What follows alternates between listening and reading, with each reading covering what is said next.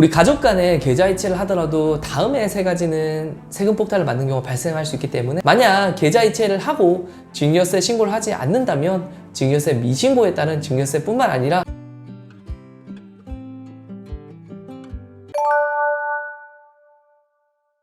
우리 가족 간에 계좌이체를 하더라도 다음에 세 가지는 세금 폭탄을 맞는 경우가 발생할 수 있기 때문에 아래 부분은 조금 조심할 필요가 있을 것 같은데요. 우선 첫 번째로는 생활비 명목의 계좌이체는 증여세를 조심하셔야 됩니다. 우리가 부모가 자식에게 생활비 명목으로 계좌이체를 하는 경우가 좀 있으실 거잖아요. 우리 상정세법에서는 사회통념상 인정되는 피부양자의 생활비는 증여세가 비과세된다라고 보고 있습니다. 이때 우리는 여기서 사회통념상 그리고 피부양자라는 단어에 좀 주목할 필요가 있는데요. 사회통념이라는 것은 말 그대로 일반적으로 인정되는 이라고 편하게 생각을 하시면 될 것 같은데, 그러면 도대체 얼마의 생활비를 주면 사회통념이냐라고 이제 궁금하실 텐데, 사실 이게 법으로만 나와 있지 금액으로 얼마가 사회통념이다 라고 정해져 있지는 않습니다. 따라서 우리가 일반적으로 자녀에게 생활할 수 있는 금액 범위 내에서의 비용이라면 대부분 증여세를 좀 피해 가실 수 있다 라고 보면 될 것 같은데, 국세청 내부 가이드에서 보면 사회통념상 생활비라고 했을 때는 자녀가 생활하기 위한 비용이다 보니까 자녀가 이 생활비를 받아서 그 재산을 정기예금이라든지 적금 등에 사용하거나 아니면 주식이라든지 토지, 주택 등의 구입 자금으로 사용한다면 이건 사회통념상의 생활비가 아니라 재산 증식의 수단으로 사용되기 때문에 이건 증여가 맞다라고 이제 보고 있기 때문에 주의하시길 바랍니다. 즉, 생활비는 소비의 수단이지 재산 증식의 수단이면 이건 생활비가 아니다라고 이제 보는 거죠. 그리고 피부양자라는 것은 부양 의무가 있는 사람한테 내가 주는 돈을 말하고 있기 때문에, 예를 들어 아버지가 아들이 직장도 없이 취직 준비하는 때에 주는 생활비는 당연히 내가 이제 부양 의무가 있는 아들한테 주는 돈이기 때문에 생활비는 증여세가 나오지 않겠지만, 아들이 직장도 있고 결혼까지 했는데 아버지가 아들에게 주는 생활비라고 하면 이건 아버지가 아들을 부양할 필요가 없는데 주는 돈이기 때문에 이건 피부양자의 요건을 만족하지 못하는 것으로 봐서 이건 아버지가 아들에게 주는 증여로 이제 판단하는 점도 주의하시길 바랍니다. 자, 그리고 두 번째로 부모 자식 간에 계좌이체로 돈을 주는 경우에 대해서 부동산 취득에 대해서 계좌이체를 하는 경우가 있는데, 이 부분은 자금 출처 조사를 좀 조심하셔야 됩니다. 우리 서울에 집 하나 사는 경우에 월급 받아 이걸 모아서 사는 분들은 대부분 사실 없으실 거예요.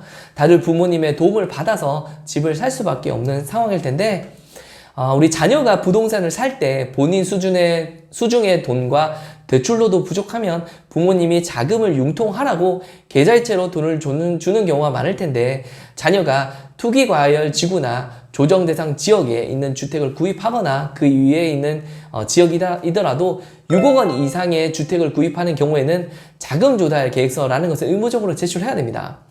우리 자금조달 계획서라는 것은 내가 주택을 사는 경우에 자기조본 플러스 대출 금액 등을 기재하도록 하고 있는데, 이걸 작성해서 제출했는데 과세 당국에서 좀 이상하다. 예를 들면 내가 벌어들이는 근로소득이 있는데 이게 이상하게 자기 자본이 많다라고 이제 볼 경우에는 자금이 어떻게 이제 조달됐는지에 대한 출처를 소명하라고 합니다. 근데 이때 제대로 된 소명을 하지 못하게 된다면 자금 출처 조사를 통해서 그 자녀가 부모에게 계좌이체를 한 부분에 대해서 증여세로 드러날 수가 있는 거죠. 그렇기 때문에 자녀가 부모로부터 계좌이체를 통해 자금을 마련해서 부동산을 살 때는 이러한 증여세 부분을 항상 염두에 두셔야 될 것 같습니다. 자, 그리고 마지막 세 번째는 부모님이 돌아가시기 전에 자녀에게 계좌이체를 통해서 지급한 돈 같은 경우는 상속세라든지 증여세 부분을 조금 주의하셔야 되는데요.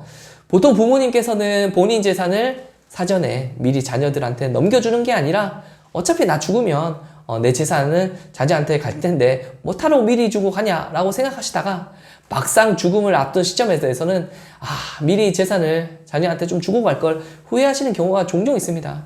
그러다 보니까 돌아가시기 전 임박한 경우에 자녀한테 이제 돈을 이체를 한 다음에 나는 내 재산 다 자녀한테 다 줬기 때문에 죽은 시점에 재산이 없어서 상속세는 걱정할 필요가 없다. 내 재산이 없다 보니까 세금은 내지 않을 수 있지 않냐라고 생각할 수 있겠지만, 우리 상속세는 돌아가신 시점의 재산뿐만 아니라 과거 10년치의 우리 통장 거래 내역을 국세청에서 다 이제 들여다볼 수 있는 권한이 있습니다. 그러다 보니까 돌아가신 시점의 그 재산뿐만 아니라 과거 10년치의 통장 거래 내역 가운데서 자녀들에게 계좌 이체한 내역이 있으면 이걸 증여로 볼 가능성이 높습니다.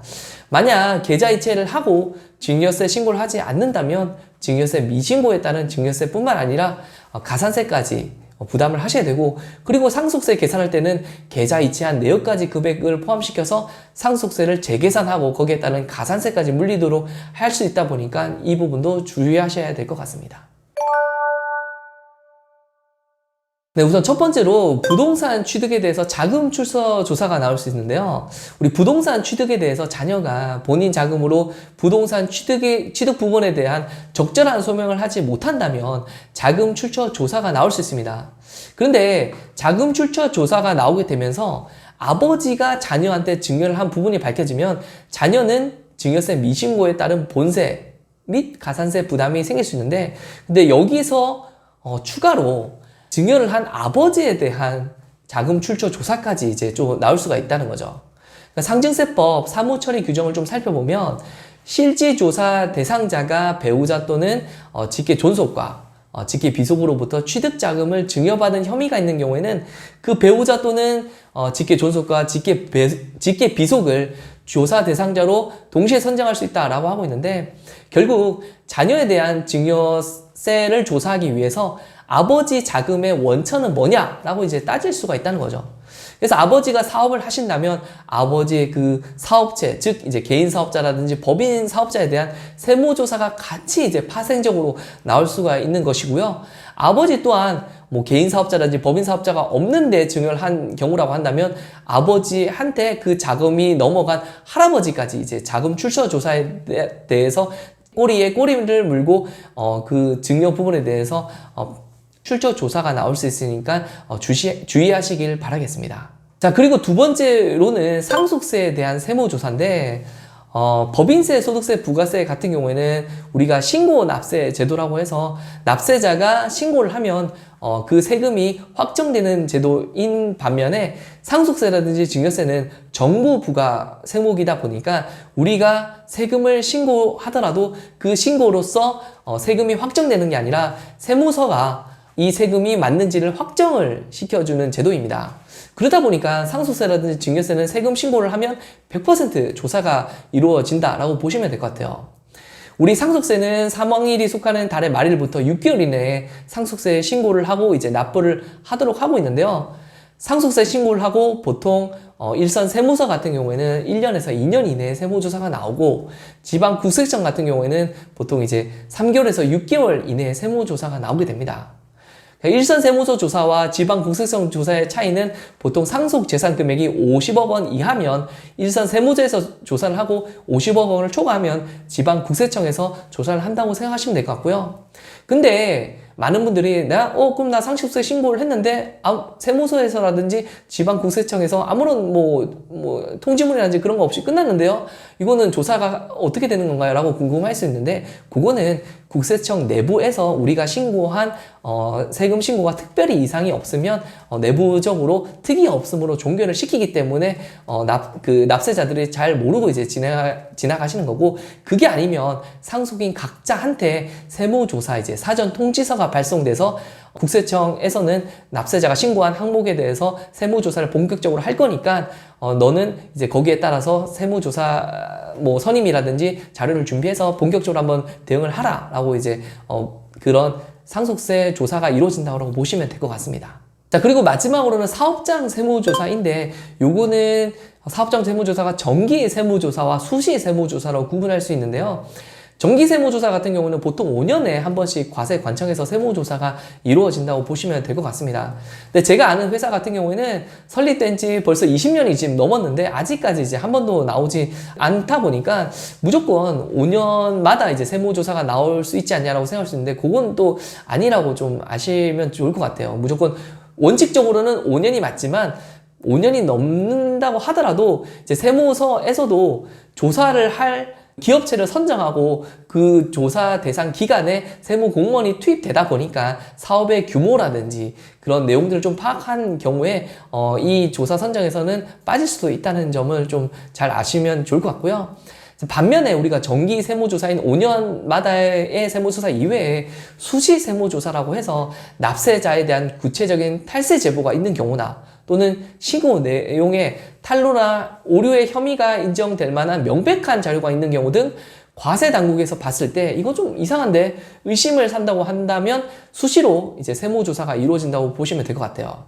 그러니까 한 예로 얼마 전에 제 거래처 중에 하나가 갑자기 세무서에서 세무 공무원 7명이 이제 나와서 그 사업체에 대한 그 전산 자료죠. 그 하드디스크도 빼가고 장부도 들고 가고 이렇게 한 사례가 있었어요. 그러니까 요거는 정기 세무조사가 아니라 수시 세무조사인데 이 수시 세무조사를 통해서 하드디스크라든지 장부를 들고 가니까 대표님이라든지 회사 실무자가 굉장히 당황을 했죠. 갑자기 나오다 보니까 대표님이라든지 세무 실무자 입장에서는 요거 퇴사한 누군가가 이렇게 좀 제보가 있지 않았을까라고 이제 추측은 하고 있습니다. 하지만 이게 어떻게 되고 있는지는 아직까지 좀 진행 중인 상황이라 그렇지만 이렇듯 수시 세무조사는 갑자기 나와서 이제 세무 당국에서는 회사 자료를 좀 빼간다라고 좀 보시면 좋을 것 같습니다.